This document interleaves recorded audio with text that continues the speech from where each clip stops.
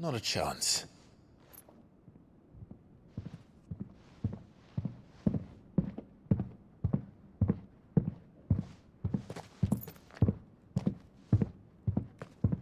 Alright, I guess. My uncle believes we're imposters here to rob him. And means to string us up himself.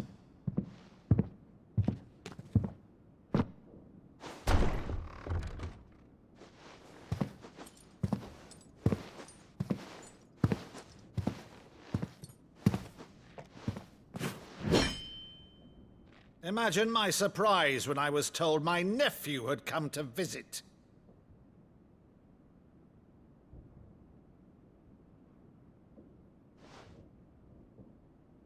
Clive Rosefield died long ago. And for uttering his name here, you shall pay with your tongue!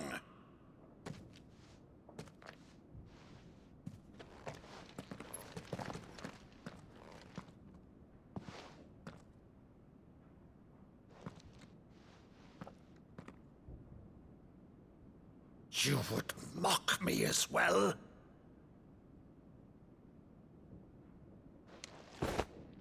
It is I, Sir Crandall of Camelot, loyal servant to Her Serene Holiness, Saint Sybil the Unshod.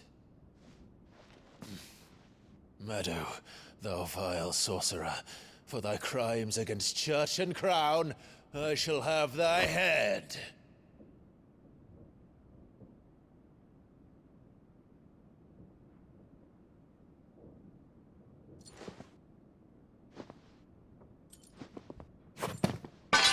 Curse thee, infectious flax wench. Even in death, must thou plague me still?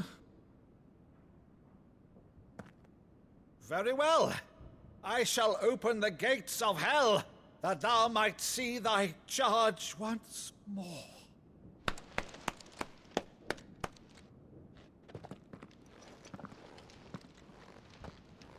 Bravo, Uncle. You're still the finest Meadow in the twins. Oh, Clive, my dear boy, it's really you.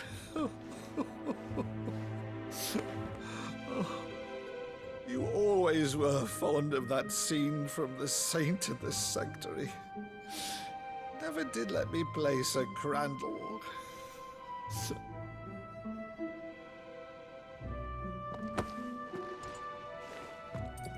I have a favor to ask, Uncle Byron.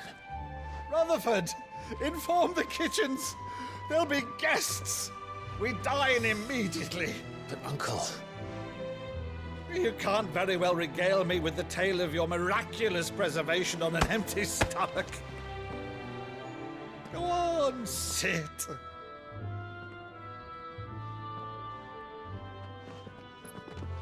See that you use the good plates, Rutherford.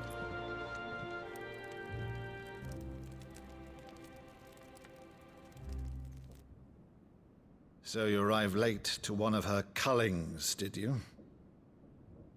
Since becoming Vicereine, Annabella has been a constant thorn in Rosaria's side, but these atrocities are a new low. Something has changed. Quite what, I don't know, but the woman we knew is gone, and a monster sits in her place. A monster? For better or worse, I've been charged with governing this town, and thus must maintain the illusion of obedience. That's all I can do to aid Wade and his merry band of revolutionaries. So he's told us. You have risked much for Rosaria. Our nation will be forever in your debt.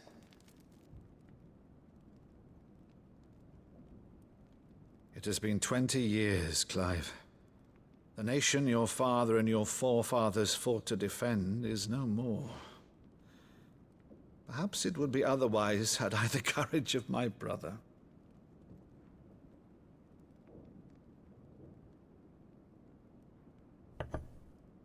All right, if it's a ship you require, a ship you shall have.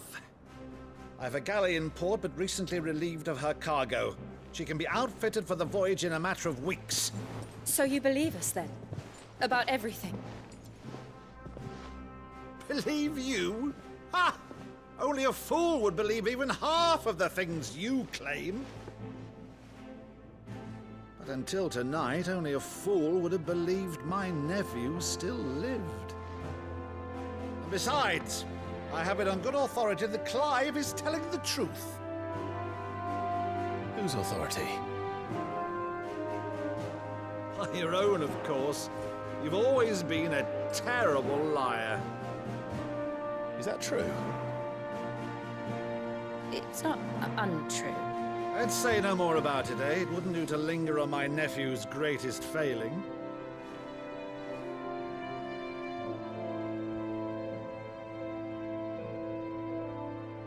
The one thing I cannot believe, though, is all this about you being Sid. You were always such a good boy, but now you're quite the outlaw. Which, if I'm not mistaken, would make me an outlaw's uncle. Right then, who shall we pillage first? Rutherford, fetch me my cutlass.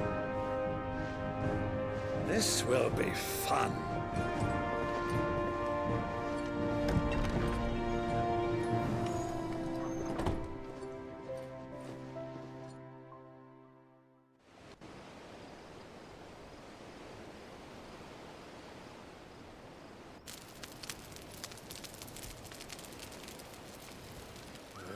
Over there. Go on. She's a fine ship, isn't she? Once outfitted, she'll bear us across the boiling sea to Drustinus in the space of 3 days.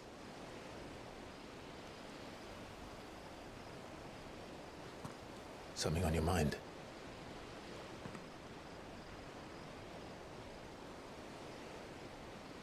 Monsters. When I served the Iron Kingdom, I did so because I saw no other choice. Because once they learned that the lash would not move me, they turned it on those who could.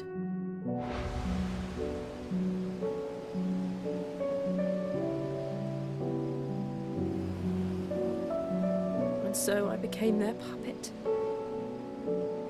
I let them pull my strings, telling myself it was not my hand that swung the sword, but another's. I removed myself from the truth so I wouldn't feel the pain it caused.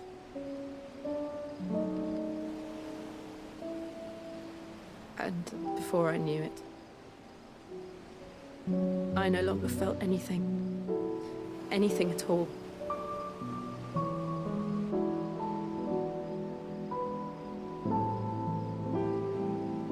I had become a monster.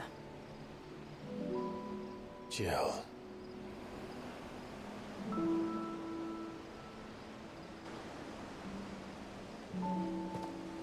I don't want to be a monster, Clive.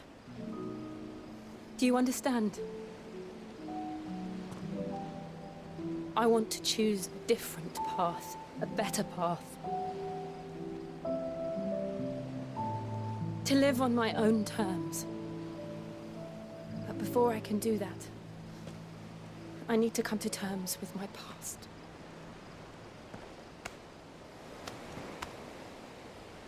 And when you do, I'll be standing there with you, just as you stood with me.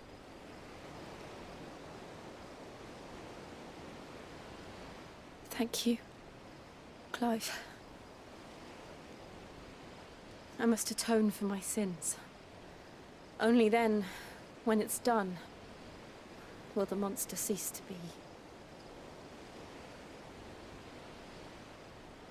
Just promise me that you won't die with it.